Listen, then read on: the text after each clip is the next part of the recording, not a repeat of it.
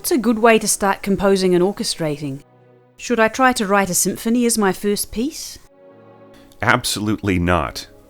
A symphony is the musical expression of a community or a society, written by one of its chief artistic voices. You're just starting out, and already you're setting your goals so high that you'll never be able to reach them. So what if Mozart wrote a symphony when he was 8? He was one of the leading performers of his age. Come down to earth, and spare yourself the heartache of putting a huge amount of effort into a piece that you're going to regard as juvenile in 10 years. What you need as a composer is the experience of developing your voice in a free, open manner that doesn't have huge expectations or responsibilities. Compose fun little sketches, spoofs, songs, and other miniatures. Try out many different ideas with intentionally small parameters. It's better to quit while you still have much more to say than to go on and on after you've used up an idea. After a while, you'll learn to craft and develop material in a way that keeps an audience's attention for longer and longer spans of time. But that's just composing. How should you start as an orchestrator? By getting to know each instrument's possibilities before you put them all together.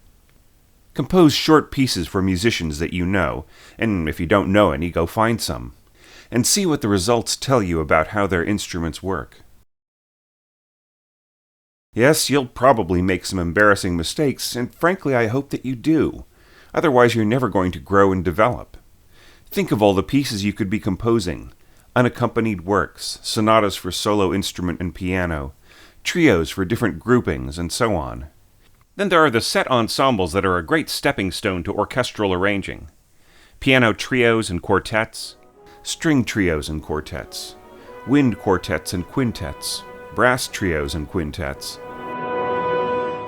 If you've proven yourself locally with shorter inspired works, and built a reputation among players for supplying new pieces that fit their abilities and sensibilities, then you may well get commissioned to compose something for an established group. Think of the above as taking several years. If you're attending a university, your curriculum may actually include a version of the above progression. Meanwhile, you should be sketching your orchestral ideas. Once again, start small. Transcribe short segments of piano works, 8 bars here, 16 bars there. Try scoring for chamber orchestra at first, and then more standard numbers. Don't take on Wagnerian-sized legions just yet. Take the same approach with your orchestral composing that you did with your chamber composing. Small but potent steps in which a wide variety of approaches are explored. Otherwise, there's a huge danger of locking yourself into the student that you are right now, instead of developing into the artist that you're meant to become. The huger that an early musical work is in scope, the more likely it is that its composer will lose interest, motivation, and inspiration long before it's completed, not to mention self-confidence. Always move forward from a position of strength, even if each step is small. That way your progress can be sure-footed, yet open to the change necessary to approach mastery.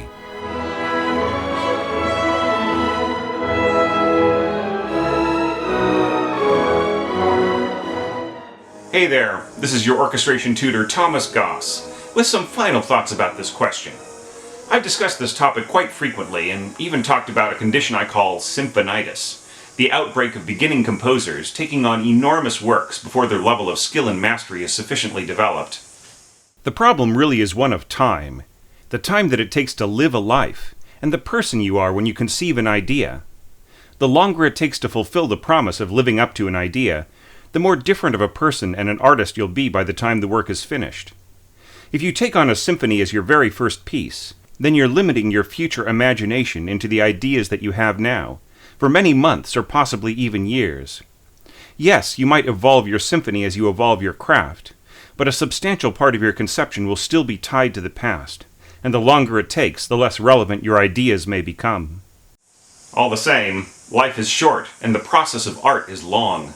As a beginner, you need to make connections, get feedback, get performed, and reap some satisfaction from your efforts on a regular basis. You don't need to be locked in a room for years, out of contact with other people who are also building careers in music. That's why the first term of my upcoming open course on orchestration will start with small, achievable goals that can put you into direct contact with musicians. and you can learn from a series of steady, fulfilling accomplishments. I'll be teaching how to orchestrate through the act of composing, rather than going through lists of do's and don'ts. We'll start with strings, structuring composition assignments that explore the character of individual instruments, and then how those instruments form natural relationships to one another in scoring. You can make these assignments as relevant to your career as you like, whether you just want to compose a quick sketch or take things in a more serious direction. By the time we get to scoring for string orchestra, you should have a firmer grasp on the essential qualities of the violin family, and be able to approach your task with more confidence. The final upshot? Less time wasted on overambitious plans, more self-assurance, and a greater connection to real musicians. An added benefit: if you take your composing assignments seriously, then you'll be contributing your share of new works for chamber ensembles and small orchestras. And those groups are much more likely to play your music than a major orchestra, and help your developing career in the short term. I'll make an official debut announcement about the massive open online orchestration course next month. If you're interested in active participation, then set aside some time for the first term, which will start in June of this year and run through September. I'm really looking forward to helping you get started with a serious guided study of orchestration, or filling in some blank spots if you've already made a good start on your own. See you soon.